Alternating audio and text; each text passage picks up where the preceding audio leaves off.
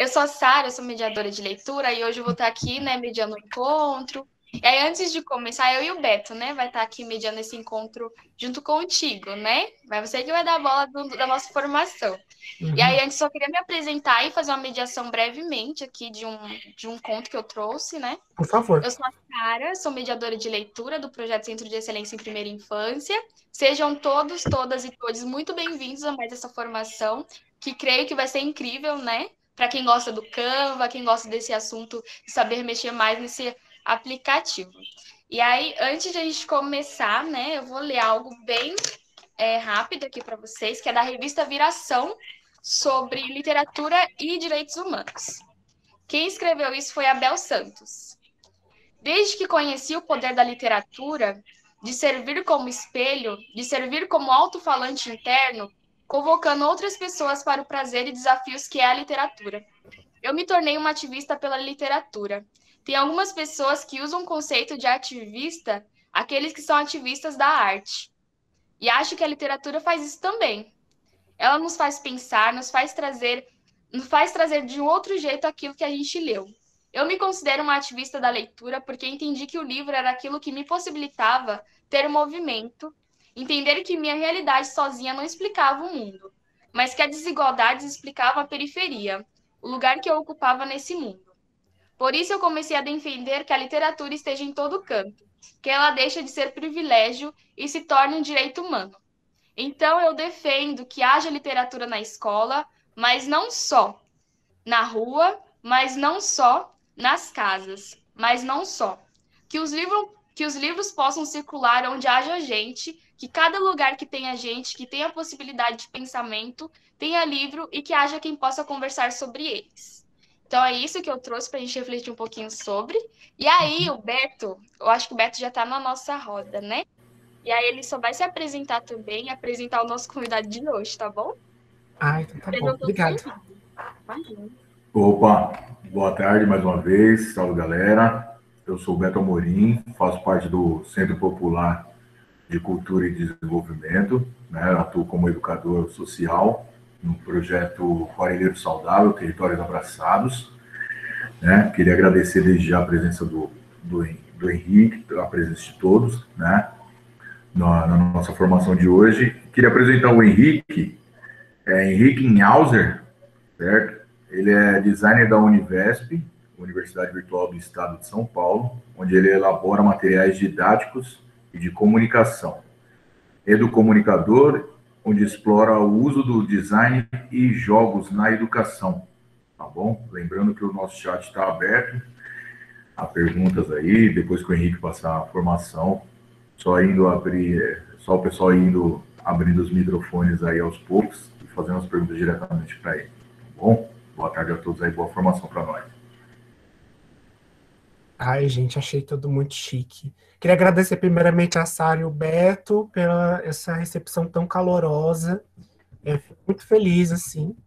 Esses dias tão frios de São Paulo, estão um pouco mais quente agora, então muito obrigado mesmo. Eu me vejo muito também na fala da Bel, quando ela fala, né, ela encontrou na literatura uma potência, né, e ela quer que isso chegue em vários contextos, né. A palavra é acesso, sobretudo.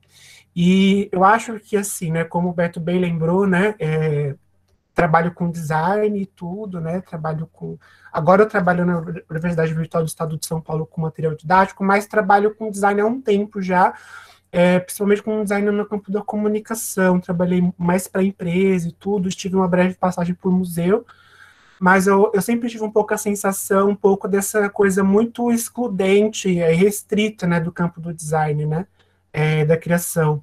E paralelamente, né, o quanto que tem havido um apelo do uso desses recursos, porque as mídias estão aí, né, a linguagem cada vez mais visual, tudo cada mais apelativo, né?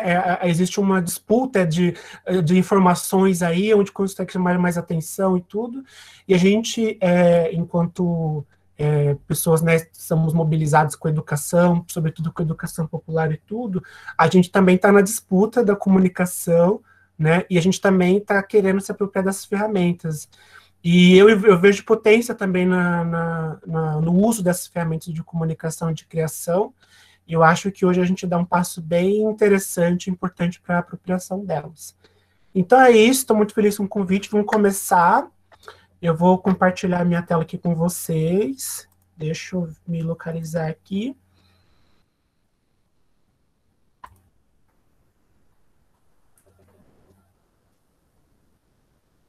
Só um minutinho.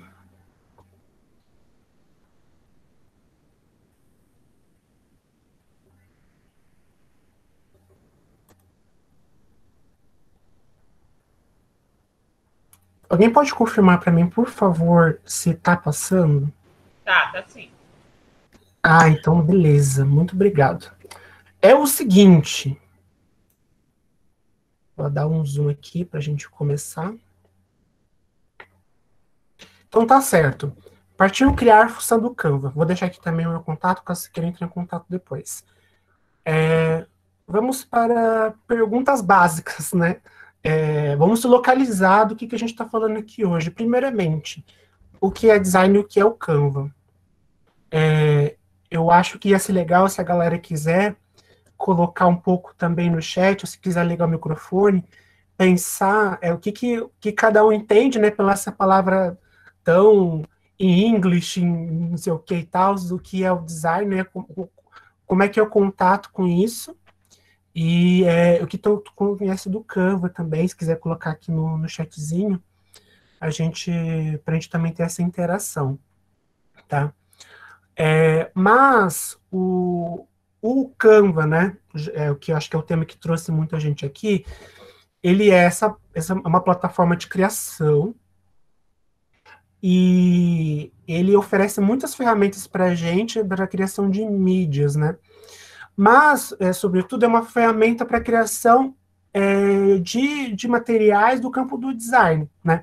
Então, existe um processo, né, de design que acontece por meio do Canva, né? Por isso que, antes da gente começar a fuçar o Canva, é interessante que a gente relembre o que é design e para a gente saber com o que a gente está lidando. Tem gente que está falando que já usa, o Bruno comentou que o design é desenhar alguma coisa, correto? O Canva é um bicho de 7 cabeças. Olha, é um pouco, mas a gente vai tentar tirar pelo menos algumas das cabecinhas dele. Tento usar o Canva, mas fico toda perdida, enfim. É porque isso acontece, né? Eu acho que porque o Canva ele tem muitas ferramentas, e quando a gente tem muita opção, a gente fica perdido. Então a gente vai tentar priorizar algumas ferramentas hoje para a gente conseguir se localizar, correto? Breno comentou, acho que o design seria o trabalho que se tem em qualquer arte. O Canva é um demônio que às vezes tira só, mas às vezes te ajuda. Pois é, gente, é lado sincero, gente, sejam honestos, eu gosto disso. A Moniz comentou, já uso e sou muito fã das possibilidades que ele traz para democratizar essa criação, é o que eu estava falando. O Canva, né, ele é uma ferramenta bem importante nesse sentido, porque, no geral, as ferramentas de criação de design elas são muito caras e restritas. Mas, a grosso modo, eu trouxe uma definição do William Miller, que eu acho bem interessante, que parece básica, mas ela não é. Que ele fala que o design é o processo de pensamento que compreende a criação de alguma coisa. E isso tem um porquê. Um pouquinho de aula de contexto histórico, assim, rapidão, porque a gente não tem muito tempo. No século XIX, o que acontece, né? Revolução Industrial, produção em escala, né? Vamos se localizar aqui. Muitas das tarefas que eram feitas por artesãos, eles, de forma manual, individual, né? Ali, né? Cada um fazendo o sapatinho ali, cada um de uma vez, ou mesmo alguns cartazes, eles começou a se ficar um pouco complicado de dar conta, porque de manter esses profissionais, né? Estava se dando lugar às máquinas que estavam sendo criadas na época, e a forma da gente consumir esses produtos também mudou, né? Então, produtos feitos em larga escala, processos mecanizados, né? Super consumo de tudo, né? Foi um momento chave de mudança da nossa forma de se relacionar com o objeto, com produtos no geral, né? E nisso entrou também a questão da comunicação. Existe um nome, né, que eles davam antes que se chama os artistas comerciais, né? Artistas comerciais que eles chamavam as pessoas que começaram a produzir peças de comunicação que tinham apelo visual para esses produtos novos, né? Através de cartazes, foi o surgimento da publicidade como a gente conhece hoje também, né? Então, durante o tempo, porque quem sabia fazer algo visual que pudesse comunicar sobre os produtos novos que estavam sendo lançados e o produzido pelas novas indústrias? Os artistas, né? Mas aí, esse nome artista, ele começou a ser trocado pelo nome do design, pelo nome design, que ao pé da letra significa desenho, mas a gente pode expandir esse significado, e esse significado foi expandido no decorrer do tempo. Hoje, o design, ele significa, para além do desenho, né, esse ato de pensar a criação de alguma coisa, né? Então, por que eu trouxe isso? Quando a gente está falando lá do século XIX, artistas que tinham uma função mais baseada no campo da arte, que tem mais a ver com a criação, com o processo criativo, às vezes até mais intuitivo, né, a coisa mais do sensível, a gente está mecanizando esse processo através do design para fazer outras coisas. Então, artista, aquela pessoa que tem aquela criação subjetiva, da inspiração, do sentimento, não só, mas também pode ser, né? Então, dentro desse lugar. E o design e a criação, que também tem apelo visual, que também usa cor, também usa forma, mas que está prestando um serviço, sobretudo, e em função de alguma coisa, né? Em função de um projeto, em função de uma empresa, de uma pessoa, né, que quer, enfim, em função de algo. Então, tá bom. Aí aqui, né, tem vários tipos de design, design de produto, de interiores, gráfico, vestuário, design até em design instrucional, né, e a gente vai focar um pouco hoje no design gráfico, tá, design de mídias. Então, disso tudo que o design compreende, a gente vai focar em uma coisa hoje, que é design gráfico. Tudo certo, gente?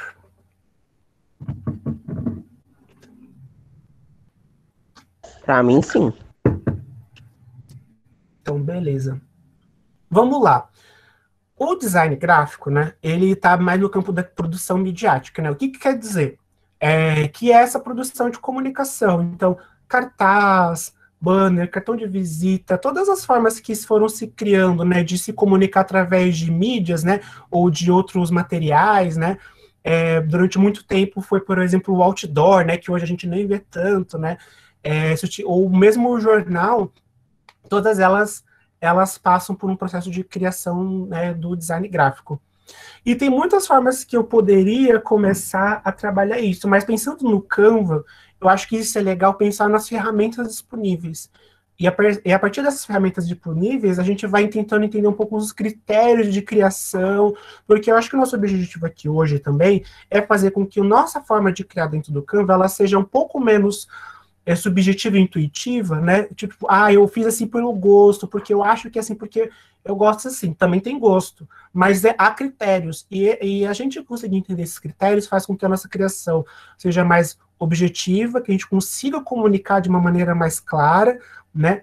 E expressar aquilo que a gente realmente quer. E, às vezes, também um pouco a coisa de falar pelo todo, porque quando eu faço um projeto de comunicação para, por exemplo, um coletivo, eu não estou falando sobre mim, eu estou falando sobre todos nós, então eu tenho gostos, mas eu tenho que negociar com todo mundo. E o design ajuda a gente a pensar um pouco nisso, né? Então, eu estou criando para algo ou alguém, né? Não estou criando para mim. Então, essa é um pouco a diferença do artista. Enfim, e os critérios as ferramentas que a gente vai explorar hoje para poder pensar isso são 4. Texto, cor, forma e espaço. O texto, né, eu até coloquei aqui, ele é um elemento muito importante, porque ele vai dar, ele carrega a informação daquilo que a gente quer transmitir, compartilhar. Então, tudo que a gente for fazer no Canva vai ser tentando contemplar o texto, né? Destacar o texto, organizar o texto, fazer com que ele tenha uma leitura muito boa. Então, o texto, ele é meio que, assim, a nossa prioridade. Agora eu vou tirar do modo tela cheia, porque a gente vai ver o Canva em si, tá? E aí eu vou editando com vocês, e a gente vai entendendo mais ou menos como é que esse negócio funciona. Seguinte, deixa eu ver se eu consigo dar zoom aqui. O negocinho fica bem em cima. Deixa eu ver aqui. Assim tá bom. Deixa eu tirar um pouquinho essas linhas aqui, que eu estava me orientando, já explico. Primeira coisa importante, né, que eu acho que quando a gente vai abrir o Canva, né, a gente vai se ligar. Eu acho que, na verdade, eu vou fazer o seguinte primeiro. Eu vou mostrar aqui a tela inicial do Canva para quem não tem nenhum contato. Eu acho importante também.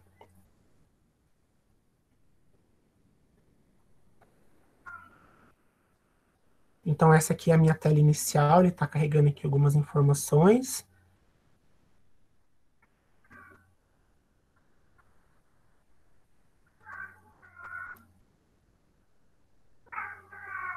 Então, tá. Quando eu abrir o Canva, eu vou me deparar com isso aqui, certo?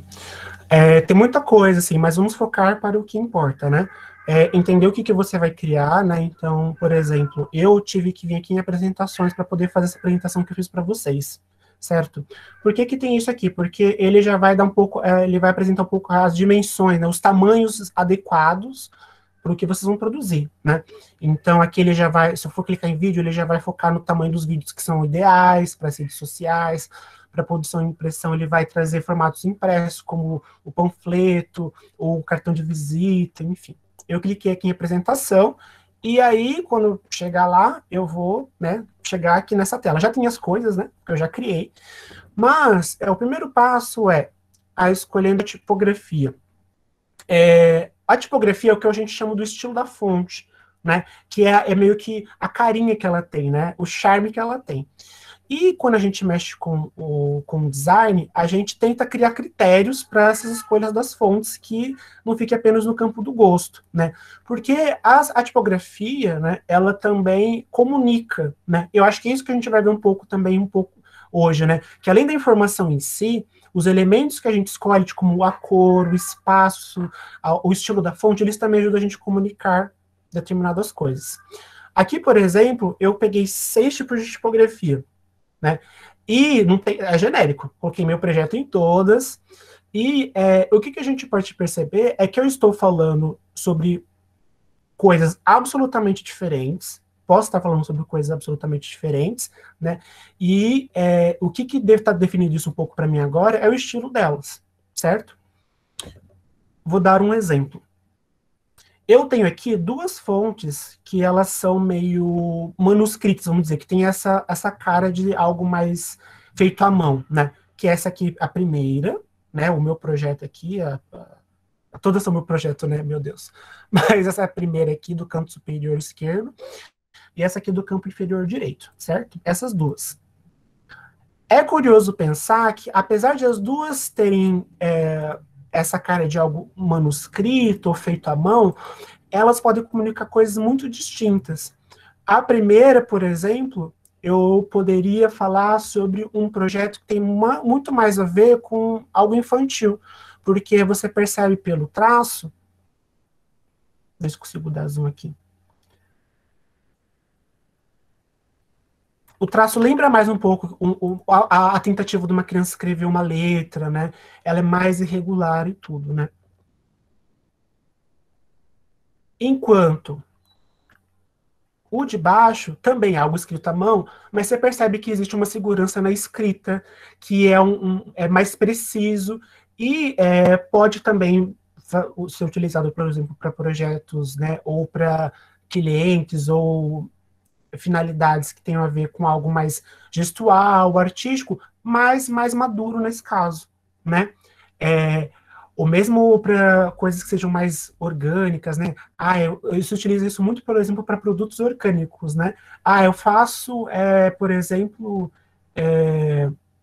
comida, né, com produtos feitos em casa, algo assim, eles gostam de utilizar essa fonte, assim, porque lembra um pouco essa dimensão do cuidado individual em fazer algo, como se tivesse ser feito à mão mesmo. Só que aqui com essa precisão, com esse cuidado, muito diferente do outro, que é um pouco mais infantil. E há coisas, por exemplo, que a gente não se recorda o porquê que a gente tem essa noção.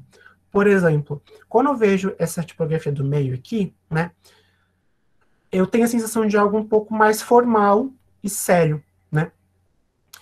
E E por que acontece isso, né? A gente tem um repertório, né? A gente consome muitas coisas, muitos produtos de comunicação, muitas mídias, e aí a gente também acaba tendo uma bibliotecazinha na nossa cabeça, né? Um acervo, né? Tipo, hoje parece que eu já vi isso aqui em algum lugar. E esse tipo de fonte aqui, né? Ela tem essas puxadinhos para os cantos, né? Que a gente chama de serifa, né? E por que essas serifas existem, né? Por causa de um processo... Oi?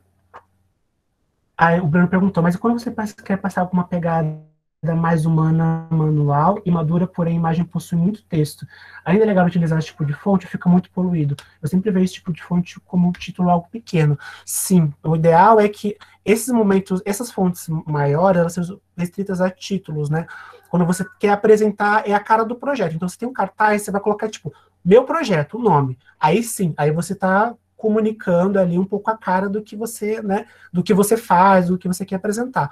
Nos outros textos, a gente vai partir para uma escolha um pouco mais restrita, mas que vai ajudar a gente para uma leitura melhor. Então, isso aqui é exclusivo para títulos ou para momentos de destaque do texto, certo? Então, mas aqui, voltando, por exemplo, aqui nessa fonte aqui, meu projeto, né, é porque antes, né, essas serifazinhas, esses puxadinhos, é porque era a forma como antes eram feitos os textos impressos, né, através de plaquinhas de metal que juntava letrinha por letrinha, né, e aí fazia o que eles chamam dos tipos gráficos, né, que daí por isso tem o nome de tipografia. Processo antigo, né, de impressão, e a forma como eles gravavam as letras nesses tipos metais gerava esses cantinhos, né, e, enfim, os jornais acabavam saindo um pouco com esse estilo. Hoje não é mais assim, né, mas acabou criando essa noção, né, de que isso aqui é remetido a algo mais formal, tá? E por que a gente está falando sobre isso aqui? Porque quando a gente for trabalhar no Canva, o que vai acontecer? A gente vai clicar aqui, por exemplo, no canto da tela esquerda, ó, tem texto, e a gente vai se deparar com uma infinidade de possibilidades na escolha tipográfica, sabe? Tem muitas e muitas aqui, sabe? Muitas muito interessantes. Aqui são mais para esses casos que nem o Bruno comentou. Títulos, né? Momentos de destaque, enfim. E como é que a gente vai escolher isso? Pensando um pouco nesses critérios, sabe? Pensando em o que esse tipo de fonte, esse estilo de fonte comunica. Porque, por exemplo, se eu vou trabalhar com uma pessoa que ela é, por exemplo, advogada, né, eu não posso comunicar com essa fonte mais manual, mais manuscrita, né? Eu tenho que optar por uma fonte mais formal. E se eu for trabalhar com criança também, eu não posso pegar uma fonte tão quadrada, ou mesmo essa aqui do canto inferior esquerdo, né, que ela é bem forte, bem marcante, mas é um pouco pesada até para o contexto. Então a gente vai trabalhando percepção visual, uma sensibilidade na hora de escolher as coisas. Tudo bem? Posso continuar? Sim. Quer dizer, por mim, é claro. Massa. Mas é isso, eu tô vendo também aqui o chat e tudo mais, caso alguém comente alguma coisa. Mas é isso, né? Quando chegar no Canva, tem esse momento de várias escolhas de fonte e assim, cuidado, porque a gente pode colocar o nosso gosto no lugar do serviço, do serviço que a gente está prestando ali, sabe? O design está a serviço sempre. Então a gente tem que sempre conseguir ali ponderar, sabe? Tem um pouco do nosso traço também, mas porque a gente faz escolhas. Mas no geral a gente tem que sempre estar pensando como é que eu vou destacar esse projeto que eu estou trabalhando. Vamos lá. Alinhamento do texto. Né? O Canva, ele tem bastante opção de formatação de texto até, e às vezes a gente se pergunta quais que seriam as mais ideais numa situação de colocar o texto. Aí entra aquela situação que o Breno comentou, né? Quando a gente, aqui é um texto mais padrão mesmo, que ele é ideal para textos mais corridos, né? E aqui eu posso às vezes ter um campo mais estreito, né? E que tipo eu escolho? Eu testei 3, né? Aqui alinhado à esquerda e à direita, que eu considero o campo mais versátil, porque eu acho que ele funciona melhor, né? Ele dá menos margem para problemas. Já vou explicar quais seriam eles. O justificado é que é o texto blocado. Tem um uso bastante recorrente. As pessoas gostam de utilizar porque dá sensação de bloco e tudo, mas eu daria atenção para o seguinte: esses espaços gerados entre as palavras. E isso faz com que a leitura seja um pouco mais travada. Não recomendo em todos os casos. No entanto, quando a gente pega, às vezes, textos que eles têm um espaço mais longo, eles ficam um pouco melhores o justificado. Eu vou mostrar para vocês, ó. Vou tirar até aqui, ó. Por exemplo, se eu tenho um texto que o espaço dele é mais longo, percebe que ele consegue se organizar um pouco melhor, né, para essa aplicação. Aí eu já começa a ficar mais razoável, certo? Agora, quando você tem esse texto mais estreitinho e tudo, aí já prestaria atenção. E a terceira opção seria o centralizado, né? Que também tem uma função interessante, a gente gosta de utilizar para título, né? Fica bem no centro ali, mas em algumas situações, né? Eu acho que uma coisa que tem que tomar cuidado quando for utilizar é que a gente vai ver isso em alinhamento. Mas é interessante quando a gente percebe que um texto está alinhado a algo, né? Então, aqui no primeiro ele está alinhado à esquerda, aqui eu consigo ter essa dimensão das linhas nos cantos, né? E o centralizado, né? Dependendo do uso, se for um uso muito longo, você perde referência. Então, se eu tiro a linha, às vezes eu não consigo saber ele está alinhado aonde, está organizado como nesse espaço, né? Então, ele o centralizado ele é interessante, mas cuidado para textos muito longos, né? Ele é bastante interessante para subtítulos, né? Para aquelas chamadas depois do título, né? Que faz um resumo, às vezes, de alguma coisa, de uma notícia, né? Mas para textos muito extensos, eu tomaria esse tipo de cuidado. E aí, né, para aparecer essa função aqui, né, sempre você selecionando o texto, e aí essas opções de formatação estão aqui em cima, né? Então, eu clico aqui, ele está justificado. Se eu clicar de novo, à esquerda, se eu clicar de novo, centralizado, e aí de novo à direita, tá? As ferramentas vão aparecendo, isso é importante no Canva. As ferramentas vão aparecendo na medida que você está clicando nos objetos certos. Então, se eu não estiver editando texto, ele não vai aparecer ferramenta de texto, né? Então, clico no objeto, que daí ele vai disponibilizar as ferramentas para mim. Tudo bem? Sim, tudo certo. Henrique, só uma coisa. Diga. Durante o encontro eu fico disponível, tá? Se você quiser para ler as perguntas. Aí eu tô... Ai, por favor, Sara, vai ser uma mão na roda. Então tá bom. Aí uma outra coisa que é muito importante também, quando a gente vai trabalhando com texto, é a questão do espaçamento do texto, né? O Canva ele oferece uma ferramenta para a gente poder editar isso, que eu acho que ela é bem competente, bem boa. E aí, o que eu trouxe dois exemplos, ó. Eu tenho que adicionar um texto com uma imagem, sabe? Uma imagem assim, obrigatória, eu não tenho opção. E eu tenho um espaço muito restrito, certo? Então eu tenho duas situações, né? Ou eu tenho um alinhamento que aí eu consigo utilizar a imagem na sua totalidade, né? Ou eu dou um respiro aqui e eu dou mais espaçamento e essa imagem aqui fica muito próxima do texto, fica muito colado, né? O que eu faço aqui? Eu vou clicar nesse texto e vou procurar aqui em cima a opção espaçamento. Vamos ver que é esse ícone aqui que tem as três linhas e uma setinha das duas direções, para cima e para baixo. Ele geralmente vai estar com uma opção padrão de espaçamento de 1,5. E aqui você pode mexer um pouco. Eu vou diminuir um pouquinho aqui, de um tamanho que eu não vou ficar tão apertado como o anterior, mas eu vou ter um espaçamento legal em relação à minha imagem.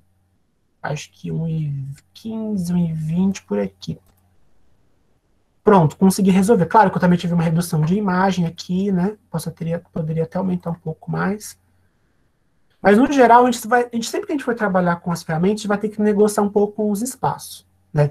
O texto, e quando você for usar as ferramentas de espaçamento, muito cuidado, para você não cair nesse caso aqui da esquerda, porque às vezes você garante que o texto está lá, mas ele não vai ser lido com uma fluidez, ele vai ficar pesado. Então, não é porque coube que a informação está lá. A informação pode estar lá, mas a pessoa vai ver e fala, eu não vou ler isso. Tá impossível de ler, então. E às vezes acontece, né? De você falar, putz, eu tenho um monte de texto para colocar, sabe? E eu não... Como é que eu vou fazer isso? Daí, às vezes, no caso muito extremo, é mais interessante você se desfazer, às vezes, da imagem, ou reduzir ela super, do que do texto, né? Porque... o texto tem a informação integral ali, né, do que a gente precisa, é o essencial. Então, cuidado nessas decisões. E também, assim, além desse espaçamento, tomar cuidado também com o espaçamento entre os próprios textos, né? Aqui, sempre estabelecer margem nos cantos. A informação da imagem é muito subjetiva, pois é. E às vezes, na hora de escolher, né, é melhor optar pela imagem do texto. Henrique, quando mexe nas linhas laterais, não altera a resolução da imagem? Diferente de quando aumenta e diminui pelo canto? Ah, tá. Tem essa questão do uso da imagem. Quando ele altera pelo canto, o que o Canva faz?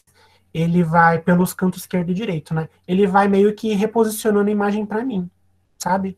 Ele meio que vai entendendo, você quer que a imagem fique centralizada desse jeito? Ele é um pouco intuitivo nesse sentido. Quando eu vou nos cantinhos aqui, ó, nas quinas, ele vai mexer em tudo e não vai cortar a imagem. Tem essa diferença na hora de mudar o tamanho delas. E vamos supor que você fez uma alteração aqui na imagem e você deixou desse tamanho, mas não focou onde você queria.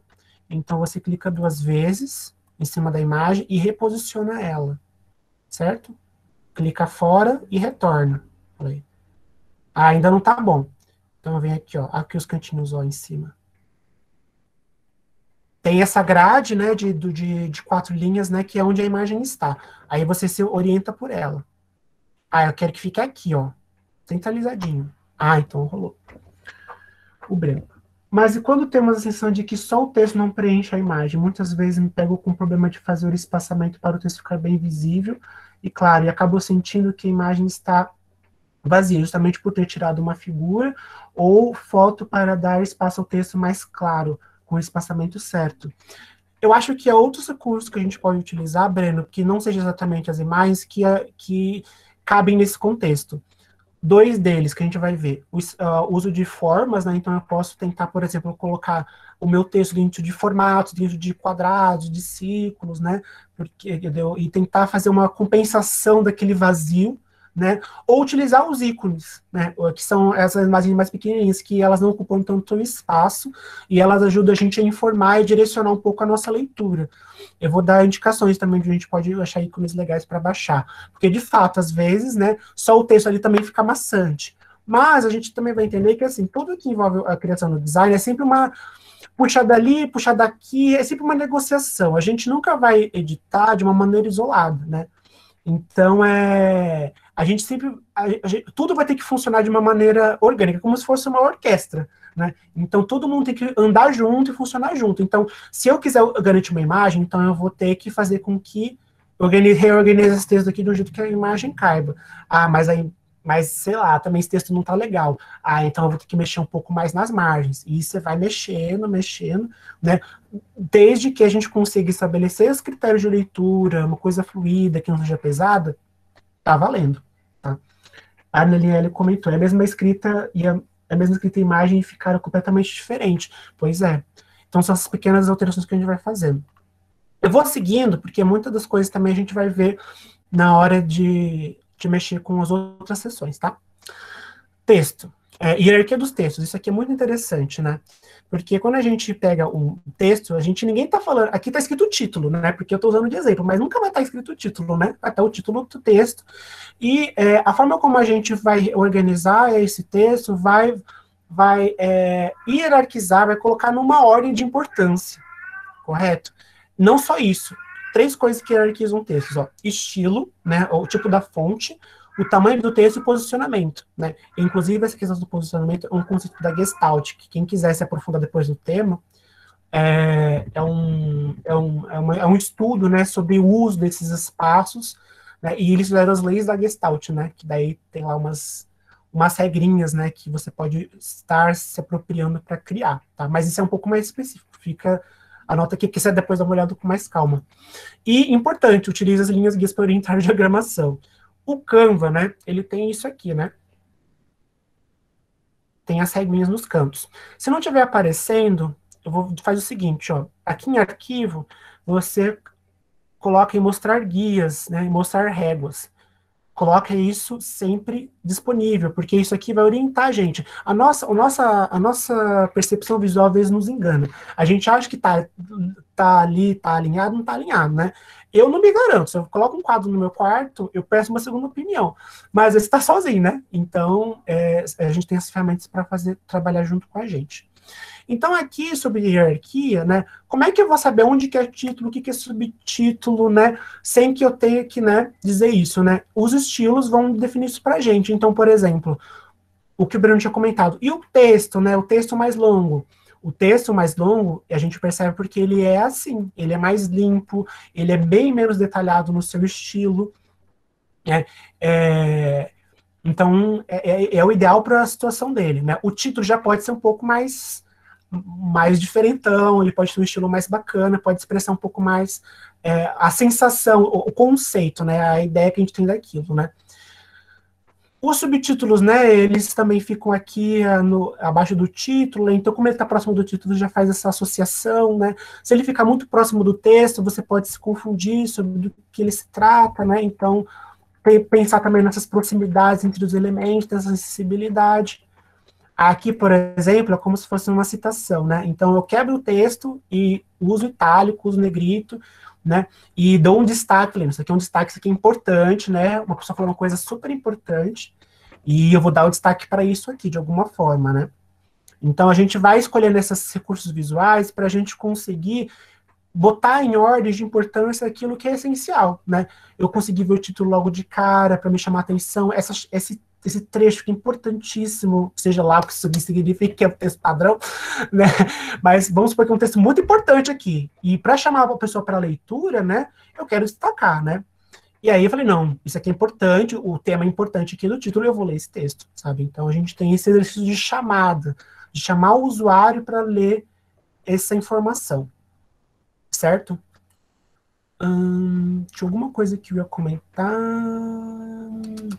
Ah, sim, uma coisa muito importante na hora da escolha da tipografia e tal. A Letícia, o segundo está destacando tanto por ser em negrito quanto por estar no meio, total. Né? Você tem que utilizar o espaço com sabedoria, né? Porque se você interrompe o texto, né, e dá esse espaço aqui, você fala, não, isso aqui é importante. E uma coisa importante na hora de você escolher os tipos das fontes é o seguinte, ó. Percebe que quando eu clico aqui no Canva e escolho o título, ele me dá a opção de negrito e tudo, né, mas ele não me dá a opção de itálico. Quando eu uso o texto aqui, vem aqui no texto corrido, eu tenho a opção de itálico, negrito e até sublinhado. E aí, critérios, gente. Vamos ter critérios. Na hora de escolher um título, vale a pena escolher um título que seja mais bonito, mais chamativo, porque é um título, você não vai fazer textos muito complexos. Então, você pode utilizar textos que nem sempre têm as opções, porque isso acontece. Há tipos e estilos de texto no Canva que não tem todas as opções de edição. Não tem negrito, não tem itálico, né? Mas para um título, vale a pena você fazer esse investimento aqui na hora. Para um texto corrido, não. Porque no texto corrido você vai ter que demarcar aqui a informação, você vai ter que colocar um sublinhado, você vai ter que colocar um itálico para falar de um título. Então, isso já define um critério. Escolher a fonte do título é uma coisa, do texto corrido é outra. Enfim, estejam atentos a isso na hora da tomar as decisões tipográficas de vocês. Tudo bem?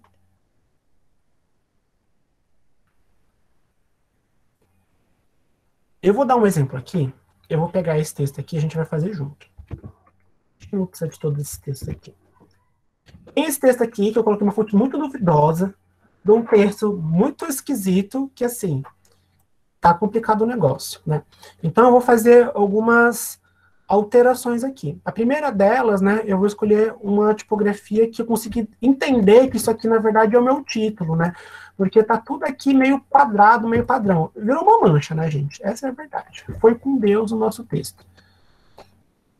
Só de olhar se perdemos, pois é. E o pior é que tem material de comunicação com coisa assim, sabe? E aí a gente, por onde eu começo? O que é isto? Mas vamos colocar, ó. Eu vou aqui nas opções de texto. Melhor. Inclusive isso é importante, no Canva tem dois caminhos para você escolher os estilos de texto, tá? Ou você clica no texto e você vem aqui em cima, né, nessa barra de ferramentas, escolhe o estilo de texto, ou você, deixa eu fechar aqui. Ou você vem aqui no canto esquerdo dessa barra escura e coloca em texto. Aqui ele vai dar algumas opções meio prontas de combinações de texto e título. Pois é. No que eu tô vendo. Aqui, por exemplo, eu vou pensar, que combinações aqui seriam legais, sabe? Esse aqui é um texto que fala sobre o IBEAC, por exemplo. Eu peguei uma descrição do IBEAC. Falei, eu vou pegar uma fonte que seja bem amigável aqui. Não sei, eu vou pegar... Deixa eu ver. Vou pegar essa fonte aqui, que ela parece feita à mão. Peraí, deixa eu tirar as coisas daqui. Aí isso acontece, né? Ele vai dar uns textos meio padrões, né? Porque o Canva gosta de sugerir o que seria interessante para você utilizar, né? Aqui ele está sugerindo que esse fonte seria legal para uma conta pessoal, né? Aí quando você for pegar esse texto, você clica com o botão direito e desagrupa, tá? Aí você tira o que não for necessário, né? Eu vou tirar esse aqui, esse rodapé que não vou precisar dele, e eu vou utilizar só o texto. Vou clicar 2 vezes e vou colocar aqui o IDEAC aqui, que é o tema, né, do meu texto. Eu vou fazer uma redução aqui para ele ficar mais no tamanho ideal dele. Esse aqui é o meu título, tá? Eu vou pegar essa descrição aqui. Uma cópia. Mentira, o bloco de baixo já é igual. Vou organizar ele aqui. Vou dar um espaçamento aqui, porque caso queira colocar um subtítulo aqui, eu posso colocar aqui embaixo. E vou escolher uma fonte melhor para ele, né? Porque do jeito que tá, vai ser impossível. Tem algumas opções aqui que são bem interessantes, né? Eu gosto muito da Open Sans, eu utilizo nessa apresentação, ela dá para editar, negrito itálico. A Lato também é bem legal. Cadê as fontezinhas? Ah, tá aqui. A Lato é legal também. A Liga Spartan foi que eu utilizei nos meus títulos, mas ela não tem negrito itálico, mas por isso que eu só usei nos títulos, né? A Roboto é ótima. Roboto é ótima, já usei bastante. Vou colocar Roboto. Às vezes é importante seguir a mesma tipologia da empresa e entidade. Sim, as empresas geralmente elas têm os seus próprios manuais, né? Elas de uso, né? E tudo, e elas indicam, né? Utilizar isso aqui porque, né, faz parte da família, né, da identidade visual da empresa, né? Isso é bastante importante. Mas também, às vezes, ficar um pouco atenta ao uso, né? Vou dar um exemplo. Vamos supor que o título da sua... o seu logo, né, seja esse aqui. Não é o logo do BA, que a gente sabe disso. Mas se eu for colocar o logo do IBEAC junto a um título exatamente com a mesma fonte, dependendo se eu não tomar cuidado com critérios de aproximação e tudo mais, eu posso confundir o que é logo e o que não é, né? Vamos num momento hipotético, esse aqui é o logo do IBEAC aqui de cima. Embaixo eu vou colocar o nome de um projeto, sei lá. Projeto Sol, um projeto, né? Aí pode vir a se confundir aí, né? Então, sim, é importante seguir a tipologia da empresa, né, ou do projeto, né, mas sempre estar atento, né, se ele aplicado a outro título, você não pode gerar uma confusãozinha, sabe? Isso é tudo de olho na hora também, gente. Não é uma coisa assim tão regrada. O Breno comentou, geralmente utiliza a Behaia Regular Libre, ela é recomendada para algum tema específico, tipo de texto, ou é o padrão que geralmente dá para se utilizar em quase tudo? Deixa eu ver, eu acho que eu cheguei a usar ela.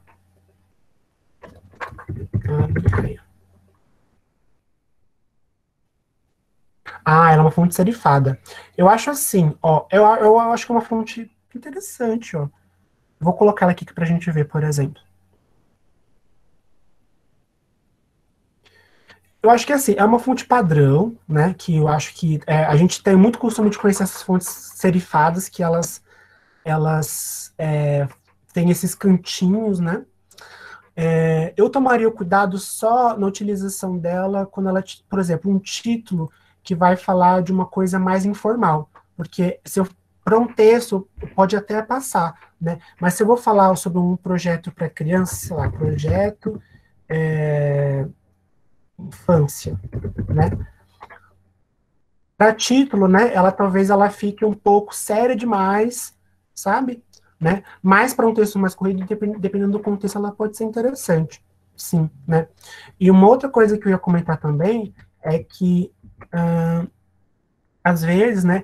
Essa é até interessante, essa aqui é boa, mas tem algumas fontes que tem serifa, né? Que tem esses cantinhos, que no uso web, né? No computador, no celular, ela acaba gerando ela não fica tão boa, porque vê, né? Se for um cantinho muito pequenininho, né?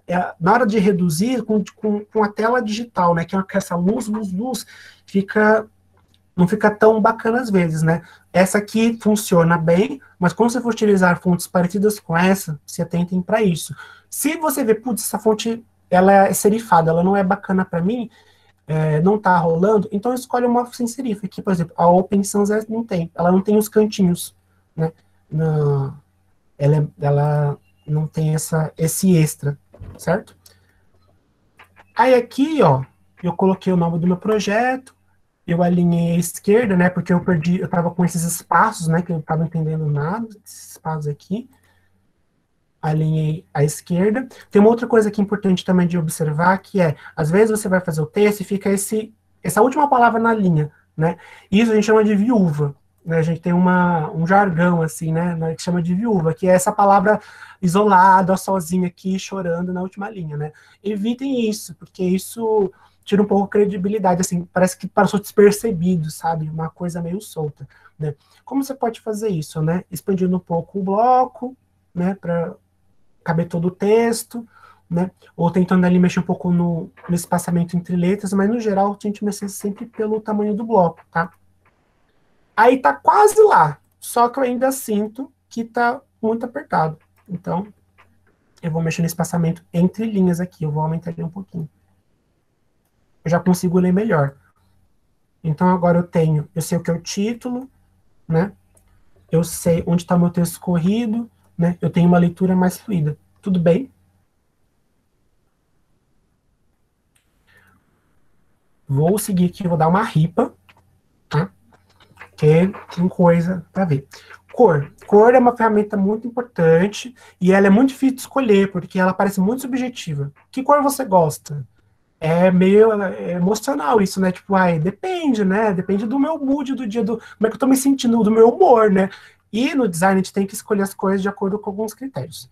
Então, um critério que às vezes as pessoas utilizam, eu não vou ficar muito dando atenção ao texto que está aqui, porque ele vai ser interessante para se vocês depois quiserem consultar, tá? Eu vou explicar eu mesma aqui as coisas, tá bom? Mas, por exemplo, um método que se utiliza, né? Tem vários métodos de escolher cor no design. Um deles que, né, eu aprendi, e muitos designers aprendem também, é a utilização do círculo cromático, para a gente começar a entender como é que as cores se comportam juntas, certo? Então, o círculo cromático é uma representação, né, uma tentativa de representação das cores que a gente consegue perceber pelo olho, sabe? Claro que a gente percebe muito mais cor que isso, né? Mas aqui é uma síntese, certo? E aqui elas estabelecem relações entre elas, certo? E quais são elas, né? Num canto, esse canto, né, mais esquerdo aqui, se concentram as cores quentes, no canto direito as cores frias, né? As cores, elas podem ter relações de oposição, né? Por exemplo, aqui nas complementares, eu tenho o azul e o laranja e o azul, né? Que eles estão em lugares opostos do meu círculo. Isso também é possível. Quando eu quero gerar uma identidade visual que seja bem impactante, bem forte, eu posso trabalhar com essas regras também, né? Ou não. Eu falei, não, eu quero uma identidade visual que ela seja mais linear, né? Que ela esteja mais um pouco ali no mesmo lugar, sabe? Que não tenha grandes variações. Não quero nada muito chocante. Utilizar a analogia, né? Cores análogas, né? Que são essas cores que elas ficam uma do lado da outra no círculo, é uma opção interessante também, né? Porque daí você não vai ter grandes alterações, né, de cor, né? E eu acho que é interessante utilizar esse recurso também, tá? Então essa é uma forma de pensar cor, tá? Outra forma de pensar cor, utilizar as paletes. Nossa, o zoom tá estourando aqui. Eu deixei três opções de paleta para a gente ver, mas é para pensar o seguinte, uma paleta de cor, né, ela é essa combinação, esse conjunto de cores que a gente decide, que a gente vai se guiar, né, para fazer nosso projeto gráfico. E eu diria que a gente pode fazer paleta de cor de absolutamente tudo. Tinha eu não sei se tem ainda, precisa até ver. Antes tinha um aplicativo da Adobe que você entrava no celular e você mirava as fotos e ele começava a gerar paleta de cores pra gente. Eu achava o máximo, fazia várias. E aqui eu deixei alguns exemplos de paletas de cores que a gente pode seguir para se inspirar para os projetos, né? E a partir delas, né, começar a fazer criações diversas, sabe? Que é um pouco essa tentativa de síntese, né? Aí eu olho uma imagem, né? Uma imagem que representa o meu projeto, por exemplo, essa primeira imagem. Eu vou fazer um projeto que vai falar sobre a alimentação orgânica ou agricultura comunitária, eu quero colocar mais de alguma coisa que se produz aqui. Essa imagem, ela é forte para mim, ela me inspira. Eu vou tentar puxar a paleta de cores dela e ver se essas cores, elas são interessantes para mim. Como o Canva se comporta com isso? Ele tem uma coisa bem legal. Toda vez que eu coloco uma imagem, né, e o caminho das imagens é este aqui, ó. Ou você vem aqui em fotos, e você faz uma pesquisa, né, e você seleciona uma imagem, ou você aqui na nuvenzinha em cima em upload e pega uma imagem do seu computador. Isso é possível também, muito útil. Eu subi várias imagens aqui, tem até uma foto minha aqui embaixo. O que acontece? Aplica essa imagem. O que o Canva entende? Essa imagem é importante e tem elementos nela. Se eu vier aqui, por exemplo, eu vou aqui no cantinho aqui de cima, que tem as cores. O Canva, ele começa a gerar paletas em cima das imagens que eu já subi, que eu inseri no meu layout.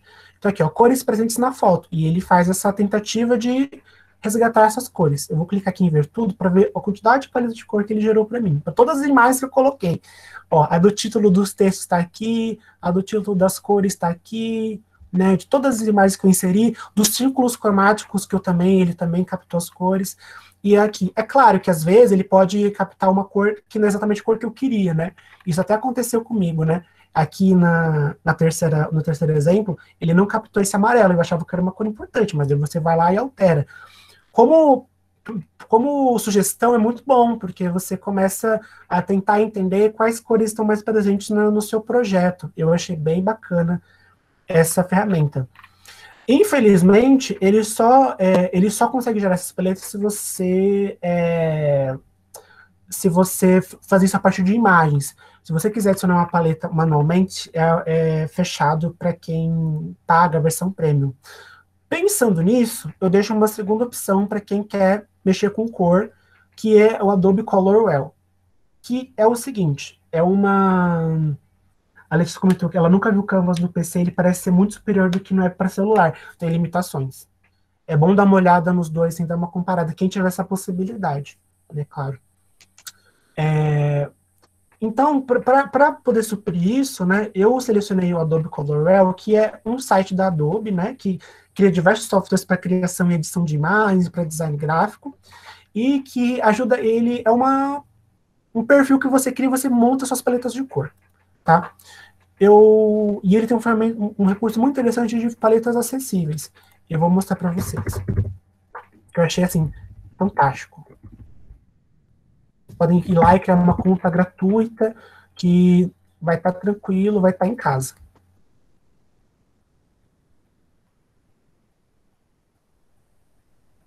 Quando chegar, você pode fazer o login também por uma conta do Gmail, não é muito difícil. Mas a carinha é essa aqui, ó, certo? Ele vai falar assim, olha, eu tenho um círculo cromático aqui também, um pouco diferente do meu, né, um pouco mais requintado, mais chique, mas é um círculo cromático. E aqui ele vai caçar os campos para mim, dessas cores e gerando essas paletas aqui embaixo, certo? Aqui ele vai falar o seguinte, o que ele está falando para mim aqui nessa paleta? Aqui, onde tem essa setinha aqui embaixo, é onde a cor é a cor principal, a que centraliza, né, as outras cores, né? Então, se eu puxar ela, ele vai mexendo e vai mudando todas as cores juntas, né? Aí é legal, né? Porque você pode ir experimentando, vendo combinações. Ele sugere, se você clicar aqui do lado, por exemplo, em tríade, ele muda, baseado na sua cor central, ele coloca combinações possíveis, e enfim. Você pode escolher uma e salvar depois, tá bom? Deixa eu ver aqui. O Canvas no PC é mais claro e fácil de mexer. No celular tem todas as funcionalidades, mas eu tento procurar bem e tentar fazer no touchscreen. É bem complicado. E quando já tem uma paleta de cor na sua página e quer mudar para outra, de amarelo para roxo, por exemplo, o melhor é fazer uma mudança gradual ou não tem problema de mudar de uma vez? Ah, entendi. Eu acho que é interessante pensar de uma maneira gradual, sim. Sabe por quê? As pessoas, quando elas lidam com produtos de comunicação, elas se acostumam com as coisas. Elas se acostumam com cor, elas se acostumam com a carinha do que você já fez.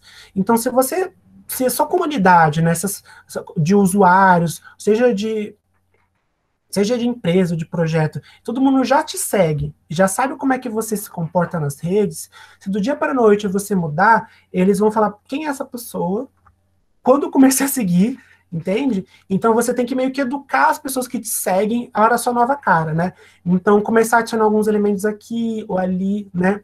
Então isso é o conselho que eu dou. Há casos que há mudanças drásticas? Existem, né? Mas eu acho que eles estão em casos onde o projeto dá conta, né, de lembrar quem ele é por outras vias. Seja porque ele é muito popular, sabe? Seja porque ele tem ele tem uma demanda ali, né, que muita gente já conhece, né? Ele tem uma abrangência, sei lá, nacional, ou coisa assim. Então, eu posso ter essa segurança. O que você tem que mensurar é sempre o seguinte: as pessoas vão entender que sou eu que estou falando quando faz essa mudança? Se a resposta for sim, vai na fé que vai rolar. Mas se você achar que não, a pessoa vai olhar isso aqui, ela não vai me reconhecer, ela não vai reconhecer minha identidade visual aqui, ela pode achar que outra pessoa, e pior, passar direto pela minha informação. Aí eu recomendo você ir aos pouquinhos e ir mudando gradualmente, tá bom? Aí aqui, enfim, tem as combinações, façam a conta no Adobe Colorwell, vou deixar o link no final, e uma ferramenta também muito boa, que eles adicionaram recentemente, ferramenta de acessibilidade. Tem um conceito que a gente trabalha, eu aprendi não faz muito tempo também, que é que as cores, né, elas têm níveis de contraste, né, que é aquela comparação entre a cor de fundo e a cor da frente, né, e que às vezes, dependendo se for muito baixo, a gente não consegue ler, né. E também tem uma outra questão, pessoas daltônicas. Então, como é que a gente trabalha com isso? Duas ferramentas. Medição de cor, medição de contraste, isso aqui é baseado no critério da WCAG, que é um critério internacional. Então, eu coloco a cor do fundo, coloco a cor do texto. Aí ele vai me falar, 4.2? Não tá bom, tem que ser mais. Então eu vou mudar um pouquinho, eu vou deixar mais escuro. Deixei um pouquinho mais escuro, ele permitiu, ó. Já é o mínimo possível aqui, ó. Ele colocou o negocinho verde, o check. Isso é uma opção para pensar contraste. E verificador é apropriado para daltônicos, que é você pegar a sua cor aqui, né, e você simular, né, você ver se ela está apropriada ou não. Essa paleta aqui que eu estava usando, que eu estava mexendo, ele falou, nenhum conflito encontrado, as amostras são apropriadas para daltônicos. Dependendo se eu mudar aqui, ele pode me falar o contrário, tá bom? Então, às vezes, pensar a acessibilidade também nesses termos é bem legal. Inclusive, estava falando disso agora, né? Dessa coisa a possibilidade das cores comunicarem, né? Eu separei aqui 6 paletas de cor. E elas têm uma relação entre elas, tá? Cada uma dessas colunas, né? A de cima um pouco com tonalidade de baixo. Então são 3 duplas. Eu vou dar 2 minutos para vocês olharem elas e pensarem o que vocês acham do que se refere a elas. O que eu fiz? Eu fui lá no Adobe Colorwell, que é esse site que eu mostrei para vocês, e fiz pesquisas com palavras específicas. E falei, quero isso daqui. Por exemplo, deixa eu pensar, jantar. Não foi isso que eu coloquei, nenhuma delas, mas eu coloquei jantar. O que aparece quando eu coloco jantar? Aí ele me dá opções de paletas de cor que tem a ver com isso. E eu fiz isso com 3 combinações. Eu vou dar 1 minutinho, quando for 14 e 15, agora, 14 e 15, aí vocês me falam, daí vocês pensam, o que vocês acham que tem a ver essas cores aqui? Sobre o que elas estão falando, pensando que elas são uma oposição uma da outra. Essa dessa, a de cima da de baixo, elas têm uma relação de oposição.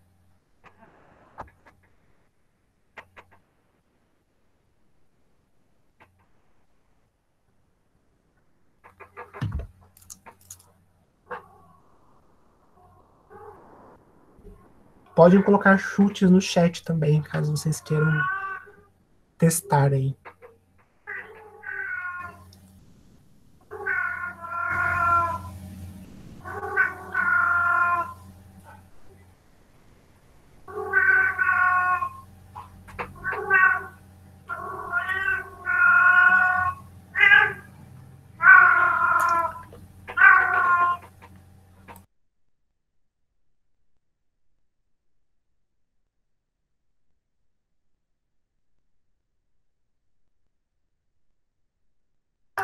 Os gatos estão loucos aqui. Enquanto, ó, já chegou, mas eu vou ver o gato aqui, 1 minuto.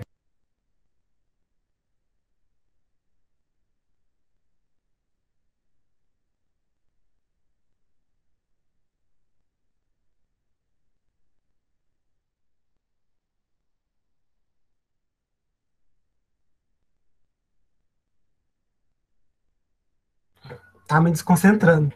Mas tudo bem. Aqui aqui, relacionado a crianças, bebês, a última parece mais bronze, verão. Acho que a segunda imagem é algo mais infantil. Natureza, infância, moda. Vamos lá, tiveram chutes bem interessantes aqui. As relações são as seguintes, ó. A primeira, eu coloquei infantil e adultos aqui nessa primeira coluna. Eu achei muito curiosa essa combinação, porque são exatamente as mesmas cores, só que em tons diferentes. Então, é azul dos dois lados, mas você percebe a tonalidade muda, a expressão dessa cor. Aqui também é um verde quase azulado, mas no adulto é mais fechado. O cinza não tem muita variação. O amarelo aqui, ele é mais bebê, mais clarinho, e no segundo ele é mais fechado para as outras cores também. No segundo eu coloquei 2 eventos completamente diferentes, carnaval e casamento, né? E aí ele me deu algumas opções como essas aqui, né? No carnaval, cada cor de um jeito, não é analogia nem nada, loucura, uma maravilha. E no casamento, já essa coisa que a gente falou das cores análogas, né? Cores próximas, tem a última rosa que é um pouco mais diferente das outras, mas que é um evento mais formal, né? Uma coisa mais elegante, né? Não tem esse sabe, do carnaval, né? É uma coisa mais chique, né, gente? Uma coisa milhões, assim. E aí, a terceira, né, que foi, eu coloquei verão e inverno, né? Que daí o verão traz cores mais quentes, né? Mesmo quando eu trabalho o azul e o verde, são o azul bem vivo, bem vibrante, né? E no inverno, os tons mais terrosos e os azuis mais fechados, certo? Então, perceber que as mesmas cores podem comunicar coisas diferentes de acordo com a forma como a gente trabalha o tom delas, e também como elas estão associadas a outras cores, né? Porque se eu pegar, sei lá, só as cores fechadas daqui, eu posso fazer uma paleta completamente nova, né? E pensar nessa possibilidade de criação, sabe? A cor é muito potente, a gente não tem ideia de como ela pode mudar completamente a direção de uma identidade visual. E, por fim, contraste. A gente falou um pouco de contraste lá no Adobe Colorwell, mas antes mesmo disso, tem coisas que a gente pode tentar pensar visualmente. Que é isso, sabe, gente? A gente tem que pensar que a informação, para ela estar ali, ter uma legibilidade boa, a gente tem que confiar não só no nosso olhar, não, porque às vezes a gente consegue ver, mas uma outra pessoa não consegue ler, né? E isso é uma percepção difícil, às vezes, de se fazer. A Leila perguntou, como podemos utilizar as paletas para fazer os materiais e só pela cor já conseguimos chegar nas pessoas? Então, a gente vai... É isso que eu tinha falado. No design, tudo meio que vai se comunicando junto, né? O texto faz sua função, a cor também faz, o espaço e a forma. Quando juntar tudo, aí é você unir vários esforços para poder comunicar algo. Por isso que você tem que saber do que você está falando, né? Conhecer bem o projeto que você vai prestar serviço, né? Conhecer bem aquele produto que você está vendendo, ou saber se também se conhece muito bem. Se você fazer uma identidade visual para você mesma, né? É você pensar o que eu quero comunicar sobre mim, né? Que eu acho bem difícil, inclusive, detesto responder questionário sobre mim mesmo. Mas, enfim, sobre o contraste, perceber, às vezes, essa leitura. Por exemplo, o do meio, eu até conseguiria ler, eu consigo ler, mas é um contraste baixo e que algumas pessoas não conseguiriam ler, não. Não conseguiriam ler. Então, assim, pense que tem que estar evidente, que nem o terceiro aqui, ó. Consigo ler, eu acho que outras pessoas que, às vezes, com baixa visão e tudo, não conseguiriam ler, não. O Bruno comentou, a temática de cores em carnaval e verão também podem ser utilizadas para passar o relacionado à vida e coisas do gênero, por serem cores fortes e vibrantes. Sim, as cores, né, elas elas não ficam fechadas a um uso apenas, né? A gente vai utilizando em diversos contextos. Tudo vai depender de onde você quer aplicar, porque às vezes a cor comunica uma coisa, né? Mas na verdade, de acordo com o seu texto, com a sua formatação visual, com o estilo de tipografia que você escolhe, ele na verdade está querendo dizer outra, né? Então muda também a leitura da cor. Laniela, fala? Pode falar. Não, é só porque lá em cima não foi nenhuma pergunta, foi mais uma afirmação, assim, desculpa que eu estou espantada. Como da escolha das cores, já chega a informação antes mesmo do texto, antes mesmo da imagem. Então, dependendo do que você escolher no material, já chega. Eu fiquei espantada lá naquele exercício que você fez lá em cima, o infantil e o adulto, por exemplo. Então, às vezes eu fico tentando achar um texto maravilhoso para comunicar uma questão infantil, sendo que se eu coloco a cor, eu já chego antes. Eu achei, assim, muito interessante.